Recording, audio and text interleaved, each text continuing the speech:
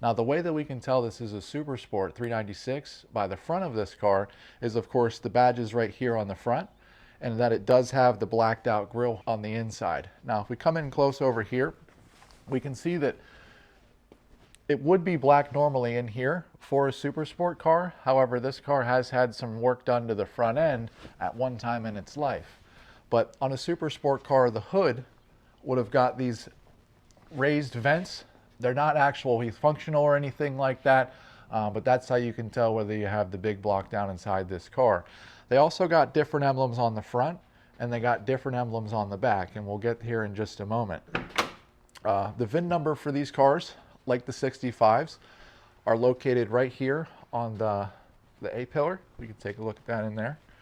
And you'll see on that VIN number that it says 138, and that's how we can designate that this is a real Super Sport 396 car from the factory. Now, in 1965, they did have a Super Sport, but it was called the Malibu Super Sport. And 1966 was the first year that it was a standalone model designation from Chevrolet. We take a look back here at the VIN number, we'll see it says 138, and then it also says 17. Now, that 17 means that it was the two-door Sport Coupe. The two doors, it wasn't the convertible. If it was the convertible, it would say 13867. Now that we have the door open to this 1966 Chevelle, we can take a look inside at the interior and see that it has bucket seats. However, in 66, this car would have came standard with a bench seat, a 3-speed, and no gauges. However, you could get gauges as an option on all the models. The actual red line would be different depending on which motor or engine designation that you chose. Now, you could also order the console on any Chevelle. This one does have the clock down here, and because it wasn't ordered with gauges, it's actually blocked out at on the dash here, so there's no gauges at all in this car whatsoever. When you take a look at these seats, the chrome molding that goes down the side of these seats, a lot of times when you find the reproduction stuff or the new stuff, you'll see that chrome piece continued down here on the side, and that would not be correct for 66. Just it stops right here on the seats. Now, if we take a look back here, we can see that they also got the custom Super Sport logo on the side. The first time it doesn't say Malibu Super Sport, just Super Sport. And we can talk about the rear tail pan. There's a lot of confusion about the blacked out tail pans for a 1966 Chevelle. The one camp says that they never made blacked out tail pans for these cars, and the other camp says that they actually did.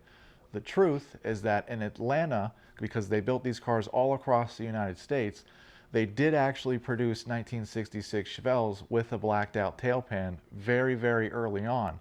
Due to production cost and time constraint, they actually stopped making the blacked out tail pans like most of the Chevelles that you guys see out there today. However, a lot of the dealers at the time found that their cars sold a lot better with the blacked out tail pan, so they were painted from the dealer, not from the factory for the majority of the cars that you see on the road today.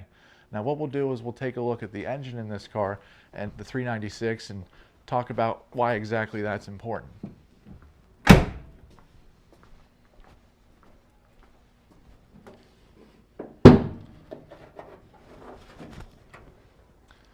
Now, under the hood, we can see that we clearly have a Chevrolet big block, and this would be a 396, and it is correct for this car. And how can we tell that?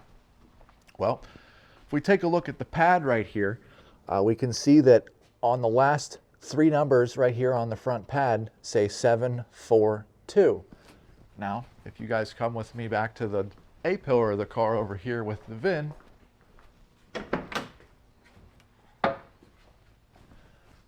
down here at the very bottom, we see 742. I don't know if you guys can see that. That's how we know that this motor is correct for this car originally. Now, this car does have a M20 Muncie 4-speed transmission in this car, and that would not have the actual 74 digits on it. It would just have a date code that would be correct for when this car was built. And if we take a look at the trim tag here, we can see that it was built in 02A, which would be February in the first week. Now, to talk about 396s, this car would have came with three different engine options. It would have came with the 396 with 325 horsepower, the 350 horsepower, or the top dog, which would be the L78 396 with 375 horsepower. Now, they only made 3,099 of those, and out of those 3,099, there was only 12 of those that actually got the M22 Rock Crusher transmission, which would have been the best of both worlds. Now, the L78 396 375 horsepower, that's not this motor. This one's just the 325. But that motor actually came out of the 1965 Corvette.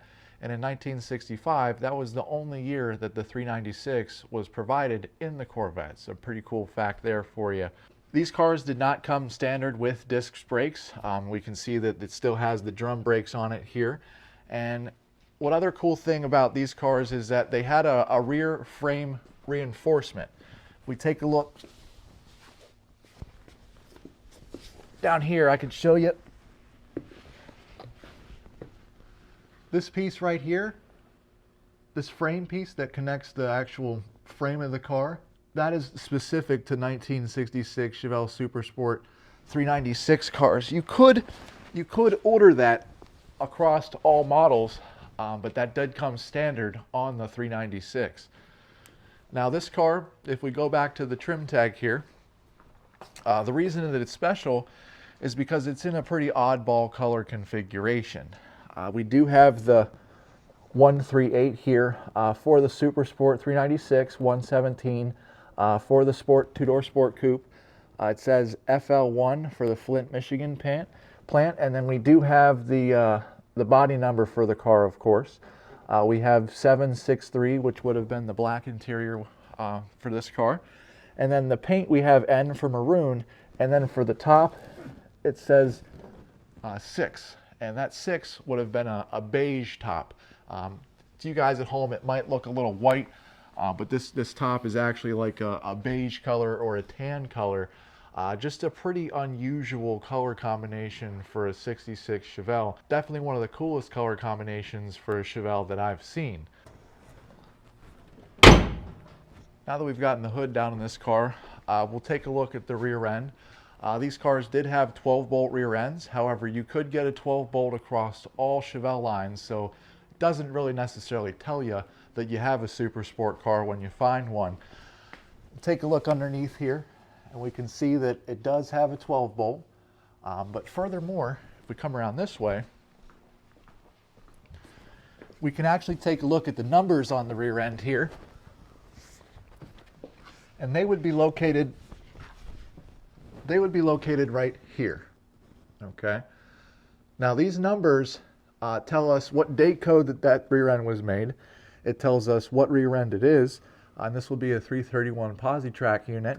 And then we also can tell that because it has the red tag right here, and that would have been originally correct from the factory for the Posi units. Now,